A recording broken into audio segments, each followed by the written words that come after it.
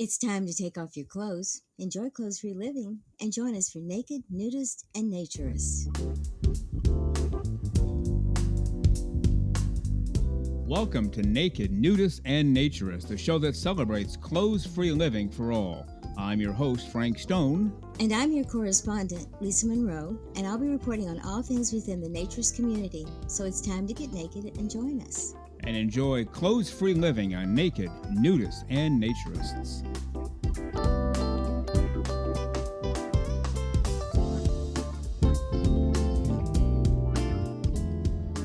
Well, welcome on in to Naked, Nudists, and Naturist, episode 13.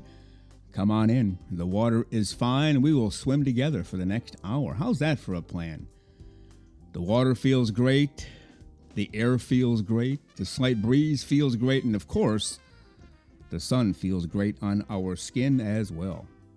I think that it's pretty well known by now because I've mentioned it several times. I've been a naturist, nudist, naked person since birth, just like everybody else is. I just never got around to putting on clothes unless I absolutely had to. And when I had to, I did. And when I have to now, I do. I have never been one to push the limits in that regard.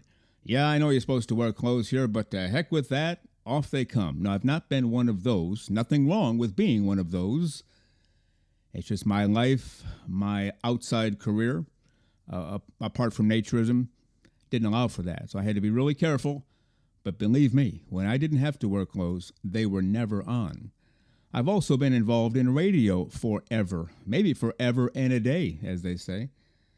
Just never combined the two until very recently. We were sitting around the studio contemplating various avenues, and it came to us, why aren't we doing a show on naturism, nudism, being naked, clothes-free living for all the right reasons? Nobody had a good answer. Nobody had an answer at all, actually. It was the old Captain Obvious moment. Yeah, we should be doing this. We enjoy being nude. We enjoy doing radio. Why don't we combine the two? So we did.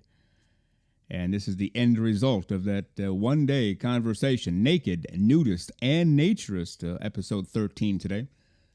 A brand new show for you every Saturday morning at 6 o'clock a.m. Eastern Time. That drops originally on Spotify. That's where you can find it at that hour. Eventually, it gets to Apple Podcasts, Google Podcasts, Amazon Music. We are not in control of when it gets there. Sometimes it gets there right away. Other times it takes a few hours. But for sure, if you want to fire it up right away, you head to Spotify, and those links are on our website, nakednudistandnaturist.com. You can also send us an email, nakedforevermore@gmail.com. We're a little skeptical about email right now. A couple of things happen, but you can still write to us. We will respond. The best way to find us, though, is on Twitter. Naked Nudists and Naturists on Twitter, right there, and we will write you back. Either I will write you back directly or our administrative assistant, Jennifer Hill, will write you back. Either way, you will get a response from us, so we appreciate all that you do for us as well. Well, on today's show, we will have part one of my interview with the terrific Will Forrest. Will Forrest is a college professor. He's also an author, an extremely gifted author. Writes a lot of books on a lot of topics, but focusing on naturism today. He's written some books about naturism and nudity. And he, along with some other folks, have put together some anthologies as well on naturism, nudism, being naked, clothes-free living for all the right reasons. And so we will talk to him about all of his books, his journey into naturism, finding it, how he almost once got hired by a former student to be a male stripper. Well, that's a story for the ages. He didn't accept the job, by the way. You'll hear that during the interview. So part one today of my interview with Will Forrest, a terrific author. We will also, of course, have our weekly correspondence report from Lisa Monroe. She'll be coming in today. But before we get to all of that, I do want to get to some of your emails and messages that you folks have sent along. We enjoy hearing from you. We read everything that comes in, and we respond to everything. I am almost always the one to respond through email, and then Twitter. As I mentioned, it's either Jennifer Hill or myself. We both monitor it, and we both write back, depending on what the topic is. If you request Jennifer only, then she'll be the only one to write back. If you request me only, then only I will write back. Otherwise, we will bob and weave, pick and choose whoever happens to be available at the moment. So please feel free to write early and often your thoughts, your opinions on this whole deal of clothes-free living for all of the right reasons. The first letter today is from Scott. Scott writes in quite a bit, and we have read a number of his messages on shows, but he says, excellent job with episode 11, Frank and Lisa. On the show, you were talking about boys' swimming classes at the Y being nude up through about the late 1960s. A few years ago, I was doing research on the San Antonio Missions Baseball Club, and in the June 6, 1940 edition of the San Antonio Light, right next to the Mission's previous day's game was a picture of boys in a swim class. The headline reads, "In the swim at the YMCA, free classes."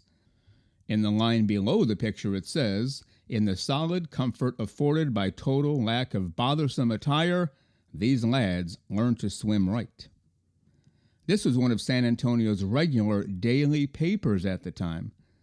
It just shows how society's attitudes have gone the wrong way in the last 83 years. And who can argue with that? Swim classes for guys were in the nude. Period. End of story. No discussions at the time. You showed up, clothes came off, you jumped in, and you learned how to swim. And nobody had a problem. There was no sexual element to it. It was just the way people did things, clothes-free living for the right reasons. Scott mentioned the late 60s. That's probably about true, but I do know of places where it extended into the 70s. Little by little, it began to disappear, and now I think it might even be all gone. But we appreciate the letter from Scott. Here is a note from Graham down in New Zealand. "I'm slowly listening to your podcast. I like them. I was raised a naturist, so I get exactly where you are coming from. I am fortunate in that I live in a country where merely being naked is not illegal. Although a lot of the people don't know that, and with their largely English heritage, they are quite restrained. However, even here, circumstances count. While there are recognized beaches, technically you can be naked on any beach, and the courts would not entertain such a case. Same is true of hiking and cycling, but I wouldn't try shopping naked. As a small aside, which is what drove this email, you mentioned being clothed while driving. Here, as the police advised when someone complained, there is no law against driving naked, so there is no case to answer. Keep up the good work, Graham." I think we ought to move to New Zealand. They seem to have their act in gear. We appreciate the note from Graham. This next one is from a gentleman by the name of Vladislav, born and raised in Germany, I believe, lives in the U.S. now. "Hello, Frank. Thank you so much for creating a podcast and normalizing naturism, natural living, through a dialogue rather than through making a spectacle out of the nudity, which can't achieve the necessary goal anyway. Personally, I've been a naturist for only 4 years. In short, to me, it's an opportunity to actually engage in a natural living, normalize nudity through shedding inhibitions, depornify my kids, and be able to socialize in a naturally positive environment of naturist clubs." Now, this letter goes on quite a while from Vladislav, to the point I thought, instead of reading the whole thing, why don't I hand the microphone over to Vladislav? He recorded his thoughts, and here we go. Having been a naturist for less than 4 years, I have observed an interesting trend among fellow like-minded, freedom-loving people. As soon as one becomes a naturist, he or she, in order to normalize nudity, starts seriously contemplating an attendance of events such as naked bike rides, or posting naked photos of themselves on social media. I may be wrong, but hear me out why I think it's actually counterproductive to manifest your convictions to others without proper explanations of the reasons you have them. Let's assume the analogy. You arrive on an island where people drink water from cups made of lead. In order to prevent them poisoning themselves, you have two options. Explain the problem and offer a solution, or become an activist who publicly smashes cups while drinking water out of clay jars. If you settle on the second option, islanders, who may not know that it's even possible to use dirt from the ground to melt it into a vessel, may take offense at the alternative, since, seemingly to them, you offer them a suboptimal solution of dirty, elaborate, and less than luxurious approach to their daily routine. The only islanders who may adhere to your anti-lad sect are the ones who've already been emotionally or morally challenged and have unhealthy attraction to dirt and do not have understanding of the issue clay meant to resolve. Obviously, the first option prevents all negative implications. When islanders realize that lead can kill them, but clay is actually more compatible with their physique, they will embrace the change more readily. Similarly, when attending a naked bike ride or gardening in your private backyard with no visual barriers with your neighbors, you are doing what's right for you, but not for unwilling spectators. Some who have an unhealthy attraction to nudity will assume you are advertising, but the rest will judge you and the rest of the community of naturists. Besides, if nudity, when generally practiced, is unremarkable, then would you actually organize with others to have a bike ride then? Do you do this now with close people?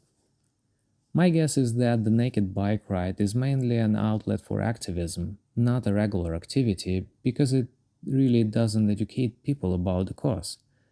Your nudity in this case becomes a spectacle for some and fetish for others. No normalization is happening, other than in your mind. Which would be the right approach? I can speak for others, but in my personal life, I've embraced naturism with my wife after seriously weighing all benefits it offers, and after we realized that the Bible doesn't condemn it.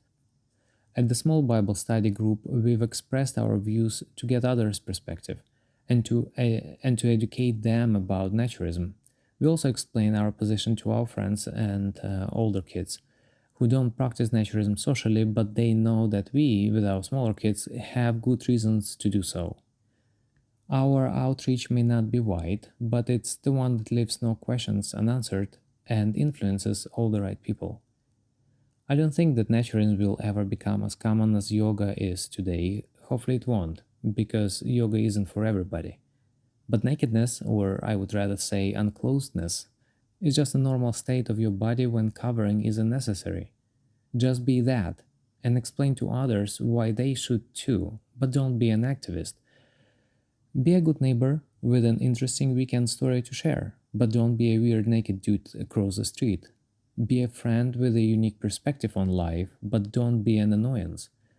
Be a Bible study leader with an edgy sermon to preach, but don't be a creep with a naked woman on the cover of the Bible. Be a book club member with a story to tell, but don't show up naked just because it might be legal. Make a podcast about naturism and not OnlyFans account. Finally, organize a visit to your local naturist club with your informed friends, but don't cruise around the city on a bike naked. And who can argue with that? Clothes for a living for all of the right reasons. Don't make a joke out of it. Don't make a spectacle out of it. Those are the thoughts of Vladislav, and we appreciate everybody who writes in. So please continue to do so. Email, Twitter, through our website. You can even reach us through Spotify, and we are glad that you do. You are listening to Naked, Nudists, and Naturists, episode 13. Thank you for being with us today. And as you can tell by the music that is sneaking in here, it is time for our weekly correspondent, the terrific Lisa Monroe.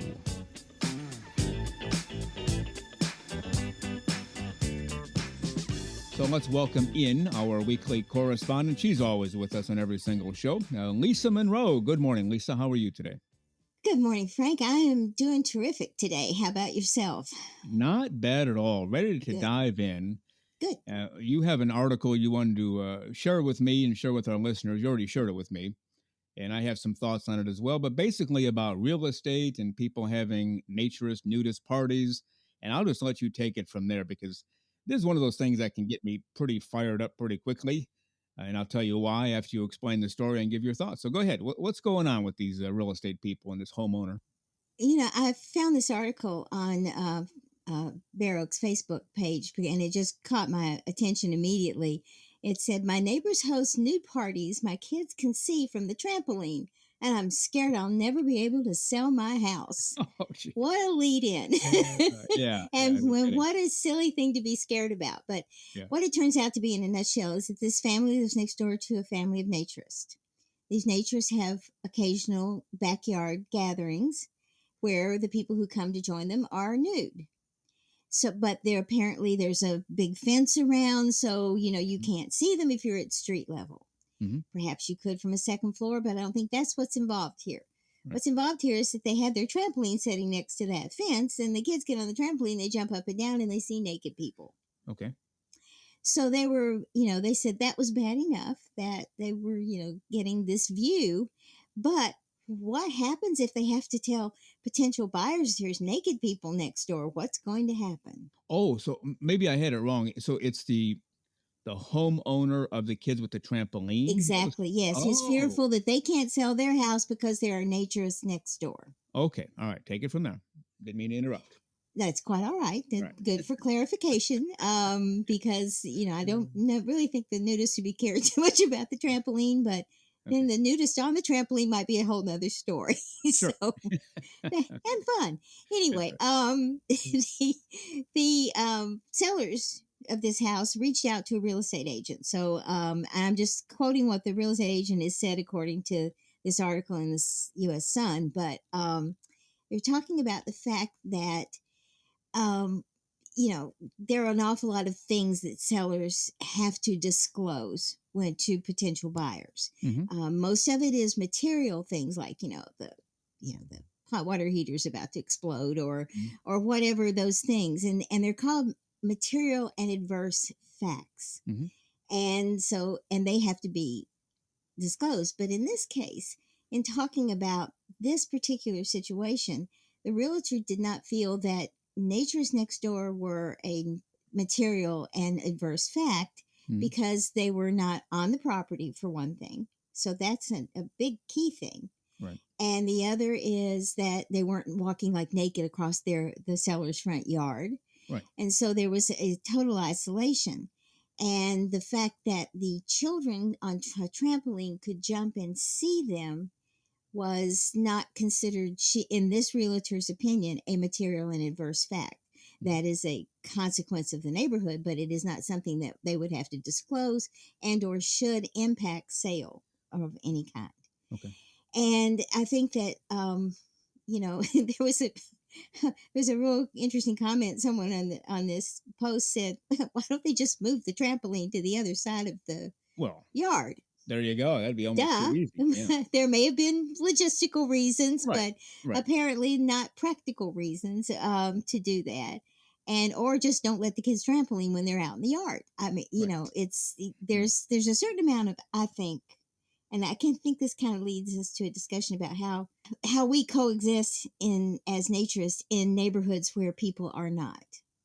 Right. And the burden always falls on us to be the ones to prevent anyone from seeing us Yeah. or being impacted by our life choice. No, very well put. I have a couple of thoughts on this. First of all, taking the naturist aspect out of it, just any aspect about a neighbor, as you're going to sell, it is not my business. Not only is it not my business to tell a potential buyer, hey, by the way, the lady 2 houses down or the guy 4 houses that way.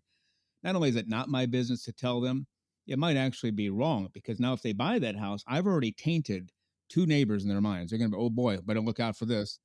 And then they'll find out, that guy he complained about, he's really not that bad. And then it just sets off a whole stream of bad things and thoughts and feelings. So I don't think anybody should ever tell anybody when they're buying their home, hey, by the way, or disclose it on the disclosure form. Better watch out for this clown. In this case, watch out for these naked people next door and not their business. You're selling, you're leaving, you're out.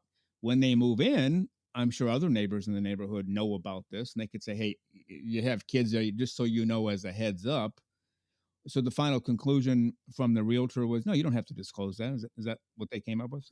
Pretty much. It said that this was just not an material and adverse impact on the decision to sell their house. So they just really need to not worry about it and let it go on. And, that's kind of human nature for someone who kind of, humans like to tell what they know Oh, or yeah. what they suspect. Yeah, exactly. So, or they want to, twist and turn things so that your opinion is going to be of someone what their opinion is. Yeah, yeah, And it's a dangerous situation, and sometimes we just need to learn to keep our mouths shut, but we yeah. don't. Right. It's just again, it's human nature. By the way, let me tell you about no, never mind. Yeah. But I just think it's ridiculous that an innocent situation like this is could easily become a real problem for the neighbors who are doing nothing but enjoying their particular type of way they like to live their life, Yeah, and they're doing it in the privacy of their backyard with as much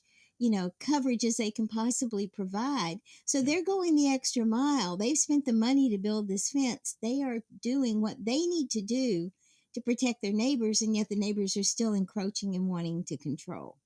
And maybe that is just human nature. I don't know. yeah. But I think it's a real tough thing for any of us to deal with. Yeah, and talk about the naturists are going above and beyond the call of duty. Fencing their yard. I'm guessing a 6 foot fence minimum. That seems to be the standard. But the neighbor next door, the non-naturist, appears to be going out of their way as well by using a Exactly. dang trampoline. I mean, why not, get a 20-foot periscope and look over the fence? And oh, anytime I look in their yard with my periscope, they're naked. Woe is me. No, just what's going on. If it offends you or you don't like it, don't look because they are in the privacy of their yard with it Ex- fenced in, right? exactly. They are. And I have a little story to tell very quickly. All right. Friend of mine, they bought a condo in Boca Grande. Mm-hmm.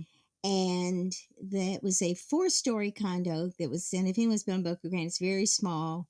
It was a four-story condo, and the one they bought was on the fourth floor. So I was up there with her, and we were looking at what she was going to do and everything. And I walked over to the window, and there in the yard next door, very nice house, very nice pool, was a totally naked dude Mm-hmm. sunning. And I said, "Oh, well, you've got good neighbors."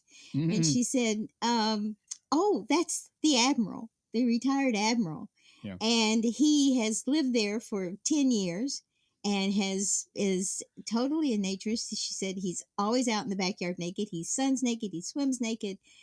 And he informed the people when they built this condo to keep their mind out of his business because he was staying that way. And they could just Wow. either look or they couldn't.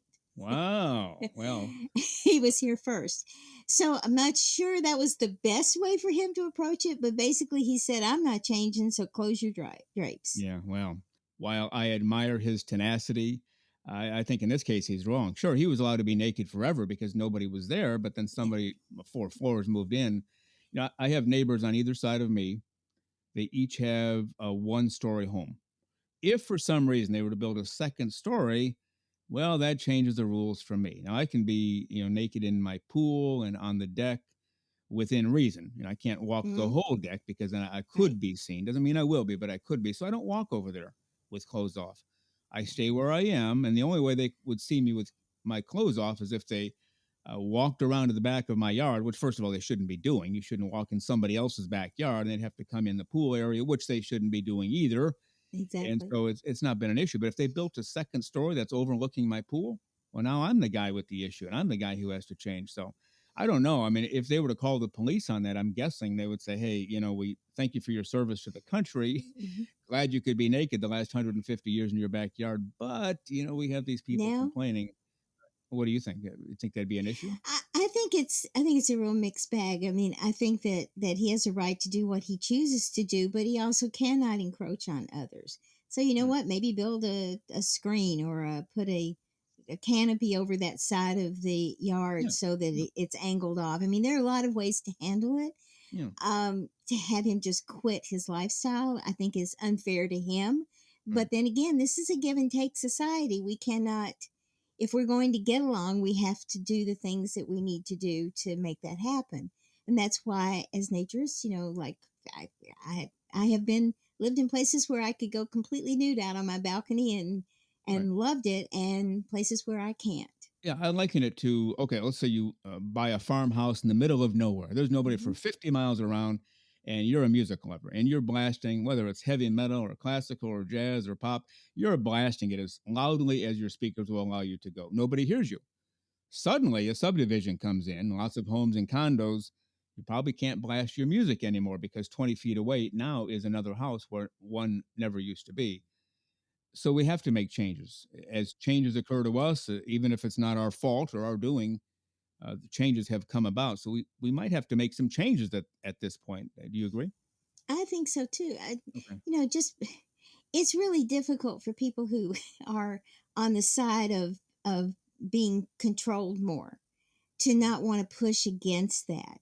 Right. You want to keep pushing the boundary and pushing the boundary so that you have more of an ability to do what you want to do. Yeah. But the fact is that society still rules. Yeah. And whether we like the societal rules or not, we have to abide by them or we lose that society. We can't just, willy nilly walk down the street naked. Right. If we could, that would be great. But I think I heard someone say the other day they would love to be able to go in the grocery store and shop, but they don't do that, even though they're in a place where they probably could Right. because the laws are relaxed. So Right. we just have to err on the side of smart, Yeah. and And we we don't do, always do that. no, and we do have rights, but the other people have rights too. It's kind of like Exactly. the free speech thing, but you can't yell fire in a crowded theater. There No, are no. limits to our rights because other people have rights as well. So you're right. In society, we have to learn how to get along. Yeah, absolutely. And I mean, laws are laws there for a reason. Are some of them ridiculous? Yes. Are some of Yeah. them protecting the wrong situation? Yes. But there's still the laws, so we still have to go for it. Yeah, and then we work to change them. So the bottom line, they didn't put this on their disclosure information form. It's just, hey, To you buy to the my house. knowledge, no, they according to this particular realtor, I'm not sure if this was their realtor or just one that was the son reached out to make Okay. to make an observation. So I don't. If you're in that situation, check with your own realtor and Yeah. your own attorney to see what you should and shouldn't do. But I think Yeah. in the long run, it's only they're on their side of the yard. They're not on your property. It has no Right. bearing on the sale of your home. All right. Sounds good. Always great to talk to you. Notice not once did this during this discussion today that I mentioned that we're both clothes free in the studio. I didn't even mention that once, did I? No, you did not. You're slipping there, Frank. And yes, we are. That's right. Well, we had a couple people write in. Why do you guys always mention that? Well, I don't know. It's kind of fun. So Yeah, I did. it's I did not mention it at all. You might have just now, but I didn't say a word. So I'm innocent. okay. So blame me for this. All right, I see your game here. Okay, I'll get you back. Always great to talk to you. Lisa Monroe, our weekly correspondent. Lisa, have a great clothes free day. We'll see you next time. Yes, sir, Frank. I'll see you pretty soon. All right. Bye. Thank you. Bye.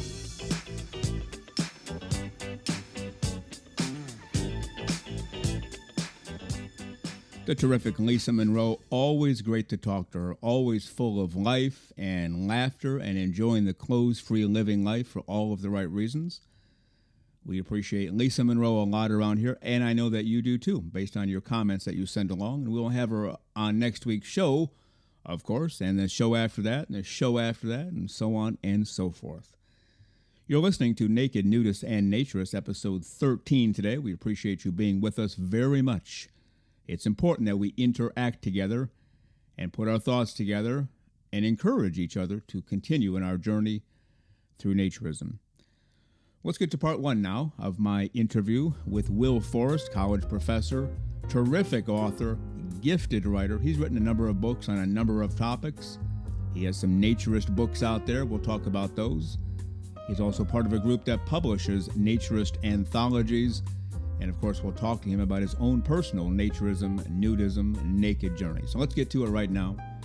Part one of my interview with author Will Forrest. So let's go out to Oklahoma this morning. We're going to talk to a gentleman who is a college professor, but he's also an author of naturist fiction books. He collaborates with some other people and has a website out there, and a terrific gentleman. So let's bring him to the show this morning and find out everything that's going on with him from Oklahoma. Author Will Forrest. Good morning, Will. How are you today? Good morning, Frank. Doing just fine. Thanks for the opportunity to speak with you. Well, you bet. Thank you for coming on. We've heard a lot about you. A lot of people have talked very highly of you, so we thought we got to get this guy on, find out what he's all about. Obviously, fully into the naturist way of living, the nudist way of living. Writes books on the topic, for heaven's sakes. I figure if you take the time to write a book on naturism, you're probably pretty well into naturism. Is that a pretty good assumption? That's a really good point. And in fact, yeah, when I think about it, it's naturist lifestyle, it's naturism is what really motivates me to write from the beginning. I've written 3 novels now, and it was just the first novel came together because I was trying to make sense of experiences that I had lived, and it was being motivated to write about it. Yeah, exactly right. Yeah, of course, we're going to talk about all of your books, but I think I saw the blurb on the first one. That's based on real life events. Are they your real life events or just events that you've noticed or maybe a combination? Yeah, these are real life events from when I was a younger professor. I lived in Alabama, and I had these 2 experiences that happened relatively around the same time. The first one was that my family and I went to a nude beach for the first time. It was Navarre Beach, which I'm not sure if it's still an official nude beach. I don't know. Actually, it never was an official nude beach. But it was a great day. It was a wonderful experience. There were all kinds of people there, shapes, sizes, colors, ages. Everyone was having a great time. It was just wonderful to see that such a thing existed. We had kind of heard about it as a rumor and decided to go check it out. So that was a really good experience. And then around the same time, there was a Monday morning that I was in the office. It was back when we used to have phones, and the phone rang, and I picked up the phone, and this female voice didn't even say hello. She said, "Are you married?" And I, surprised, I said yes, and I said why, and she said, "Well, my friend who was your student last semester is getting married this weekend, and she would really like for you to do a strip tease at her bachelorette party."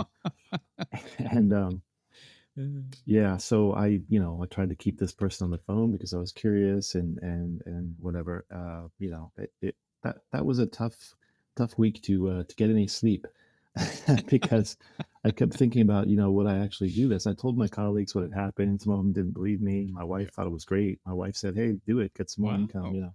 Yeah. It was funny, but no, I decided not to do it. This was the late '90s, and there were such things as camcorders, and could have ruined my career.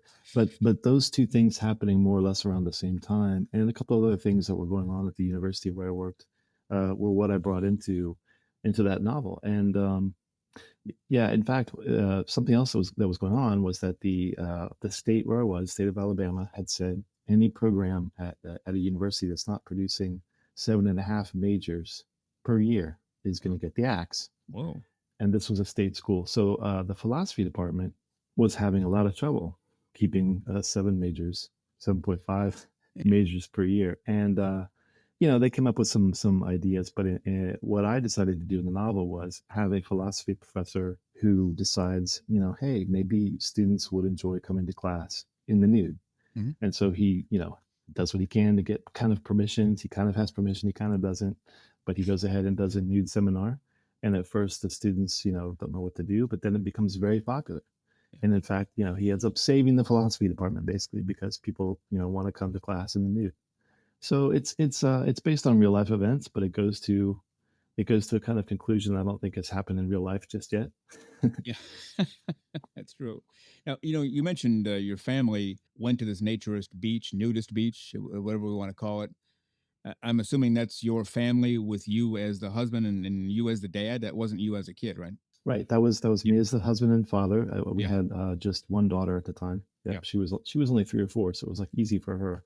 Yeah. Um, it was toughest, I think, for my wife, and I give her a lot of credit because she decided to just go and try it anyway. You mentioned it was the same week that somebody called you to be a stripper. So that's how Uh, you're probably a no, father and a husband at that point. Now, there are a lot of people who will make the argument, serving as a stripper at a bachelorette party is not a naturist activity.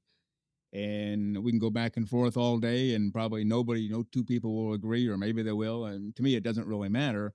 But it is a naked activity, and it can probably be a fun activity if you were to do it, even though you did not. But it might have been fun had you done it, right?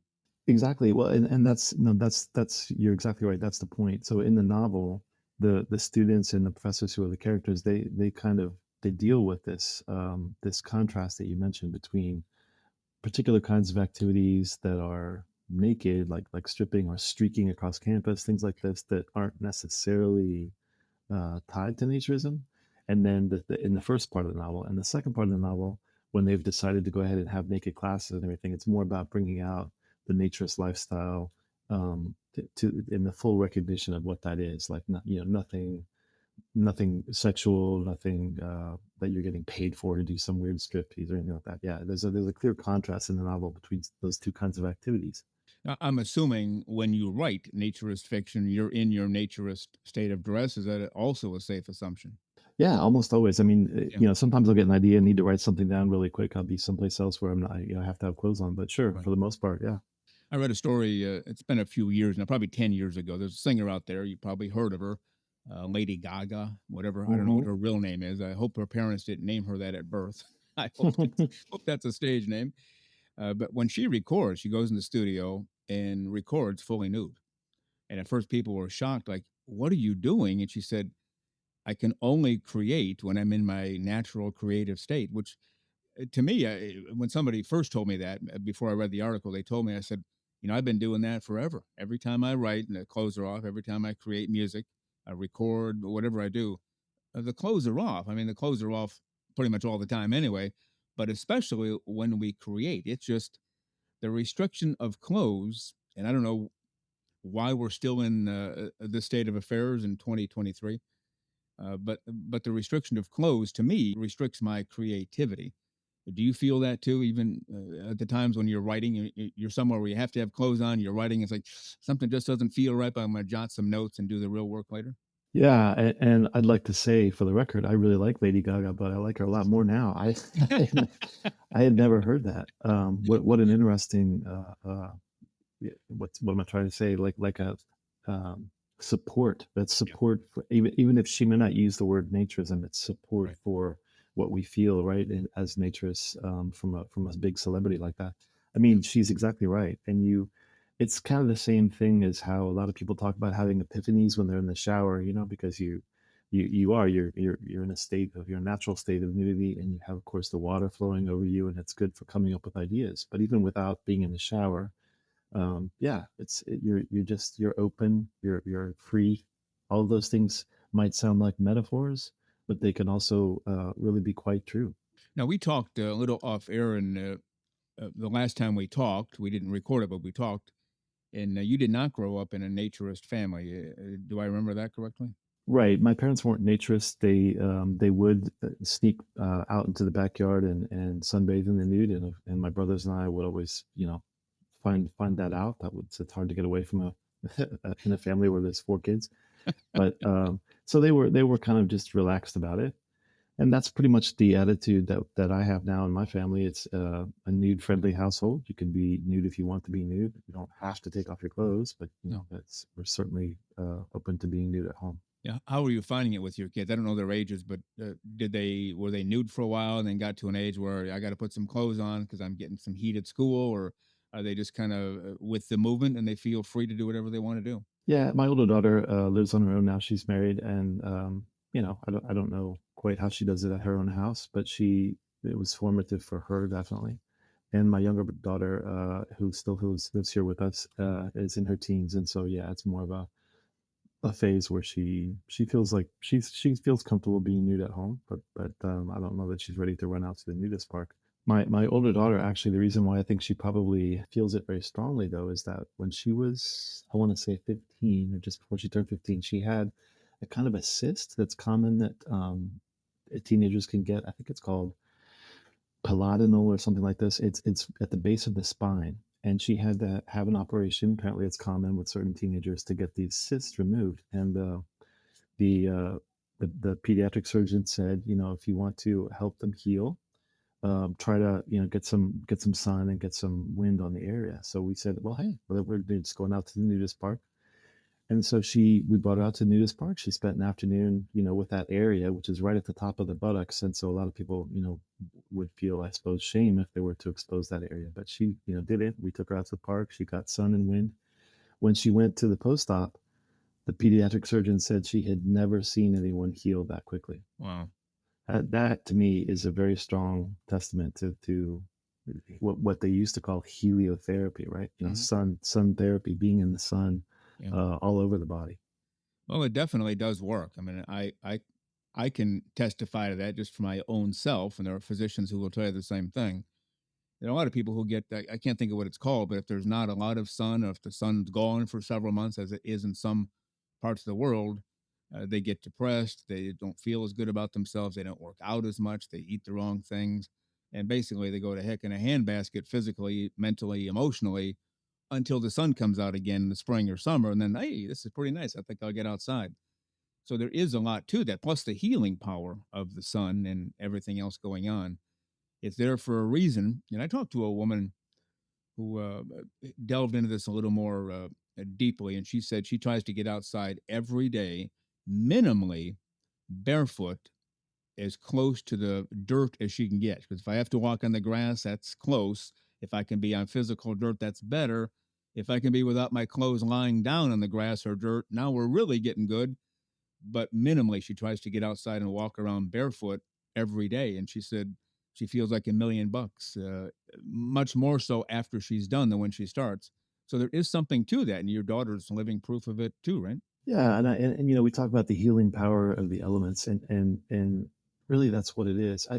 You've made me think, listening to you, that in some ways what we're trying to do with naturist fiction is simply bring forth the idea that the elements are healing. But in other words, showing people who might be everyday people, like they're fictional characters, but they're going to be everyday people like you and me, Right. and through their voices and through their experiences, showing what it is that we know that happens with being out in the elements. And sometimes it's just because people aren't always forthcoming with their stories. They do, for whatever reason, because societal, prejudice.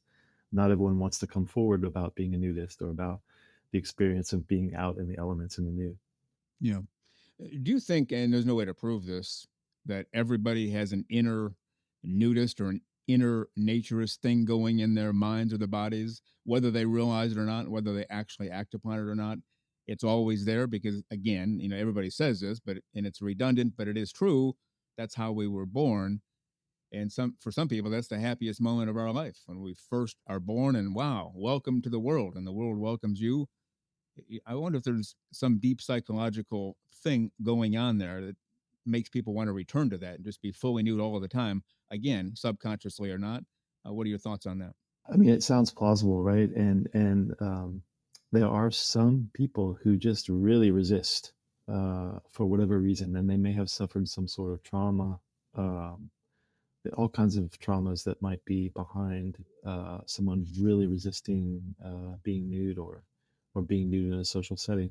But time and time again, we see people who think that they don't want to do it. They can't understand why people would do it, and then they try it, and they're just like, they're almost, to use a different culture's metaphor, they're born again, right? And kind of in the way you're saying, right? When we come Yeah. into the world naked, and yeah, there's just this new awareness of the body and of bodies in general, and not just awareness, but ideally respect and appreciation. Yeah. Yeah. We're talking to Will Forrest today on today's show. Now, he's an author, a naturist fiction author, runs a website, which we'll get to in just a few moments. But, Will, before we get to your website and explain all that you do on there with the other writers and your collaborations, let's dive a little more deeply into your books now. The book you talked about a few moments ago, is that the one that's called Co-ed Naked Philosophy? Yes, that's the first one I wrote. Yep, co-ed naked philosophy. Okay. Anything else on that you'd like to share with us today? Well, it's it's set in contemporary United States, and yeah, like I say, it was the first one that I was trying to put together. I ran it through a writing workshop. I tried to get literary agency for it, um, and I realized that wasn't going to happen. An agent that was interested thought the writing was very good, but said, "I don't know how I'm going to sell this."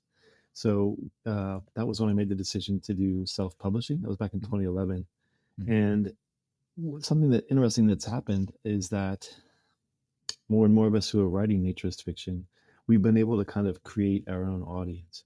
We work together, and that's the beautiful part of it. We work together to promote each other's works, and we've created kind of we've both created an audience, and we've pushed out the bad actors, because since it's so easy to self-publish, there are people out there who write some sexy beach story, Yeah. and then it gets thrown in on Amazon. It gets thrown into naturist stories, and of course it has nothing to do with that.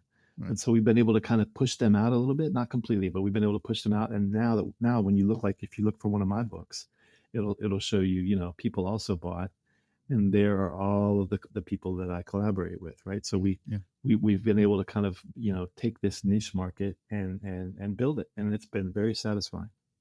Yeah. Now the whole story of your book, Co-ed Naked Philosophy, that's the one where basically this professor, to save the philosophy department, decided to run a class in the nude or do an experiment. And to your knowledge, has that ever actually happened in real life? Has that ever happened at a university? Do we know?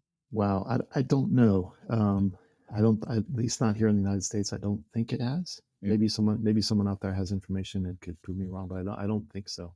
Yeah. I remember when this whole thing started hitting. Of course, I tell people I'm 27 years old. Nobody believes me because, I'm about 153. But back in the 60s and maybe early 70s, when I guess, for lack of a better term, the hippie movement came into fruition, they were all, it seemed like, about nudism, naturism. Hey, let's take our clothes off and live free, man. And everybody thought they were weird and, out of control. And let's get these people back behind closed doors somewhere. But there is something to it. And I'm sure at some point on college campuses back then, now that does predate me, so I can admit to that. That happened before I got there.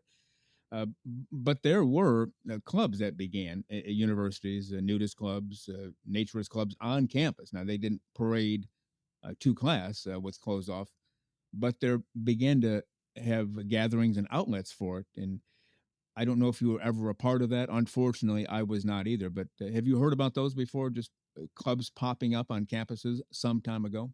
Yeah, that predates me as well. But Yeah. the one I had heard about was in Florida. There was a strong student group, I believe, at Florida State. Well, Uh, yeah, and there have been, like I say, you know, streaking traditions and other kinds of oh, yeah. new traditions at colleges since the '60s or maybe earlier, right? Yeah. It's just that difference of actually having a nude classroom. I don't know that that's happened, but yeah, the nudist clubs. I wish there were more of them. We've tried to help build some nudist clubs here in Oklahoma, but yeah, it's not an easy thing to do at the Yeah, that's for college sure. level. Yeah. Yeah. I remember the streaking craze. And to me, and I could be wrong on this, but it seemed like it was started. I don't know if it started on college campuses, but 9 times out of 10, you'd hear a streaking report, and it was the University of whatever.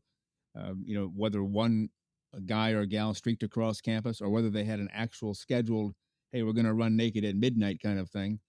But that was fairly prevalent at one point. Is it still? I don't know. I don't hear it as much anymore.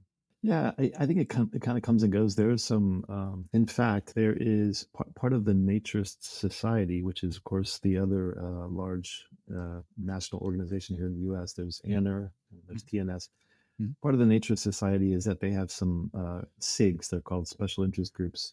One of those special interest groups is for professors and researchers, and they have a website, and that website maintains a list of nude campus events like streaking.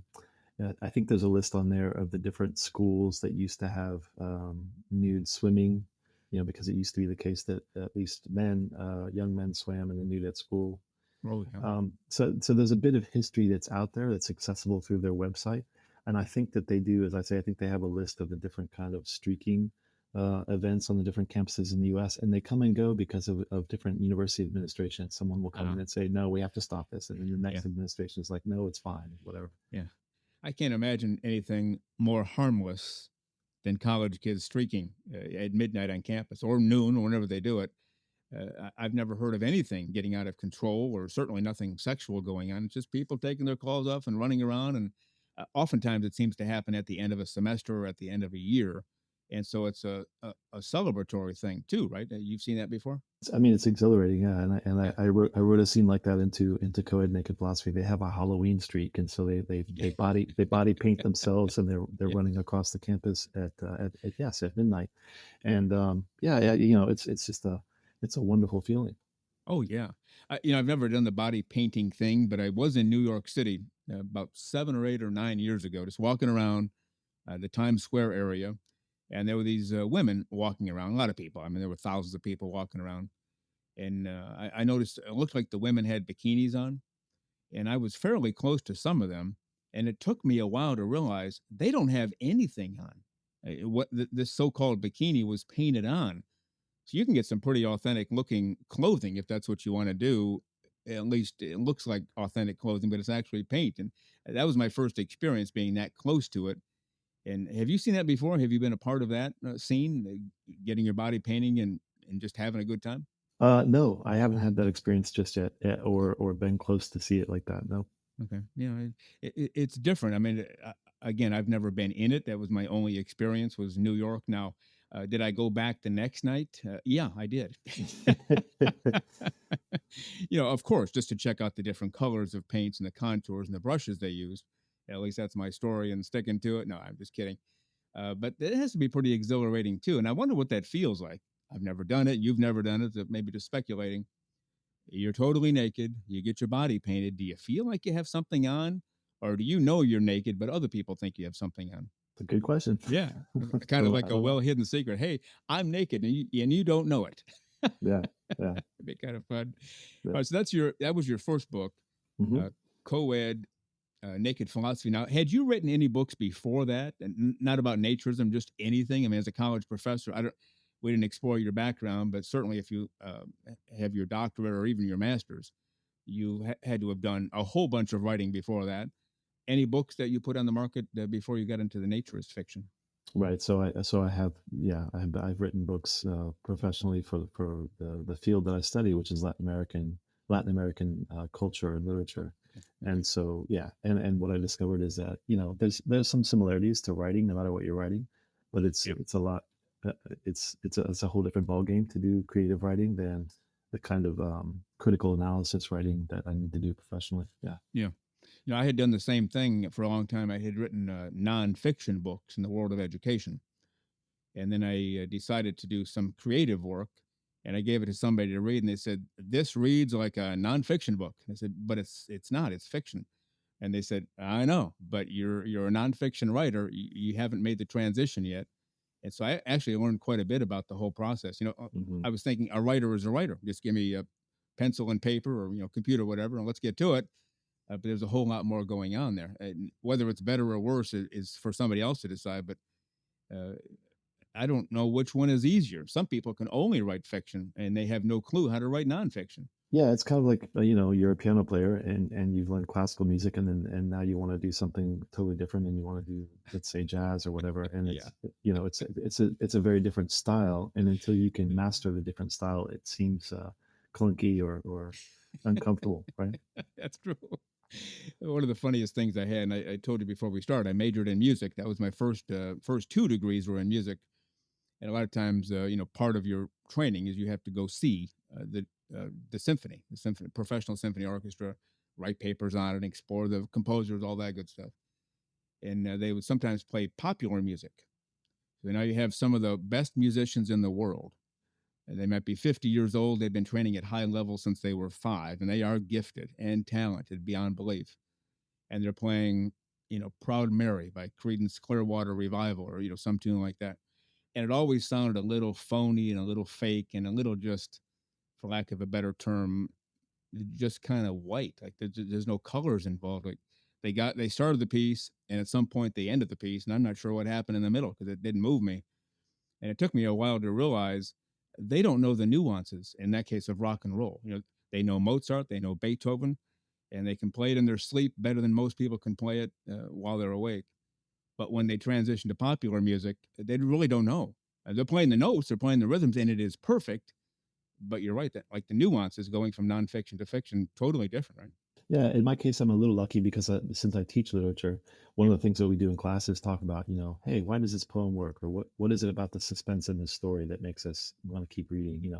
Hmm. And so, and I have the students do their own stories, their own poems, because the best way to learn how those things work is to try it yourself. So when I did that first novel and I workshopped it, and I got feedback from other writers, it was a terrific experience. And I didn't know if I would write anything further at that point, but almost as soon as I finished working on it, I started getting ideas for what became the second novel. Yeah. And then the same thing happened when I finished that one. I thought, I don't know if I have any more in me, but then I started getting ideas for the third novel. And now I'm working on a sequel to the third novel, and that's the Okay. first time I'm doing a sequel. But yeah. Well, all right, very good. All right, so your first book, we're talking to Will Forrest today. Now, Co-ed Naked Philosophy. It looks like your second book was entitled Aglow. Maybe just give us a synopsis what this book is all about. Aglow is a lot like a Da Vinci Code type thriller. There are two characters. One is an art historian, and the other one is an art collector, and they are on a quest to discover ancient secrets in the Americas. And the novel takes you from Mexico to the United States to Brazil and Colombia, and they're looking at ways. It all has to do with they're trying to find clues about a particular piece of land in the Amazon so they can save it from being developed. But that's just the motor of the plot. The real interesting part of the plot is that what they're learning about is the ways in which the indigenous peoples of the Americas thought of nudity in the landscape. Mm-hmm. When I set out to write the novel, I thought, would there be something that the indigenous peoples knew about the way that their naked bodies move in the landscape that the Europeans would have immediately just, rejected? They would have thought this is the work of the devil, or this is witchcraft or something. We're not interested. And so I started thinking about, different possible motives for that. And I'm not going to give any spoilers because I like the way it turned out. But yeah, so they find something very interesting about the way that you can use a group of naked people in a landscape to produce a particular effect. And yeah, that was a fun book to write. Yeah. Well, there are cultures throughout the world. I remember saying the infamous, and I say infamous only because to a kid, other boys would bring these to school, the National Geographic magazines. And a great magazine. I learned a lot by reading those, but every once in a while they'd have naked people in them from different cultures. Whether they're in the jungle or just in very hot climates, they just have no clothes on or almost no clothes on. And of course, the women, it seemed like they were always topless in these particular cultures. And of course, as a 10-year-old boy, 12-year-old boy, like, whoa, this is great stuff. And my dad explained to me, he goes, at one time, that's how the whole world was. Nobody wore clothes, and they only started wearing them as they got to colder climates, and they're freezing. You got to put something on to protect your body. So at one time, it was fully normal and natural to live without clothes. And in some cases throughout the world, it still is, right? Right. I mean, especially in the tropics, Right, yeah. where there just is, one could argue that the whole world is the tropics now. We're Sure. massive heat wave. We all should just give up clothes. Yeah, right. But yeah, especially in the tropics, but even in the memory of our grandparents, let's say, people would just swimming and bathing were pretty much the same thing. You just go to the river, and you take off your clothes and you get in the water, that kind of thing. Even in northern countries, or colder climates, that kind of thing was the norm.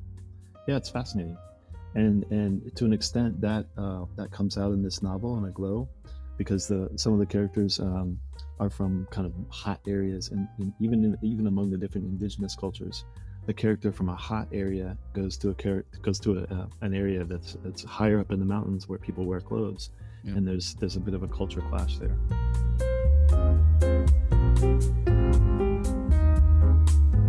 And there you go, part one of my interview with the terrifically gifted author, Will Forrest. We'll get to part two of my interview with Will Forrest next week. You can find him at naturistfiction.org or nudescribe.com. Just check him out. Lots of great books out there and lots of terrific thoughts on this whole journey that we are going through together on naturism, nudism, being naked, and living the clothes-free life for all of the right reasons.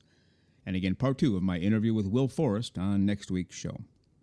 In closing today, just a reminder, we are in this together. We enjoy this journey. You enjoy this journey. We collectively enjoy it together. And whatever we can do to help you, we will do. And we hope that whatever you can do to help us, you will do as well. Let's spread the word together about the true joys of naturism, nudism, clothes-free living for all the right reasons.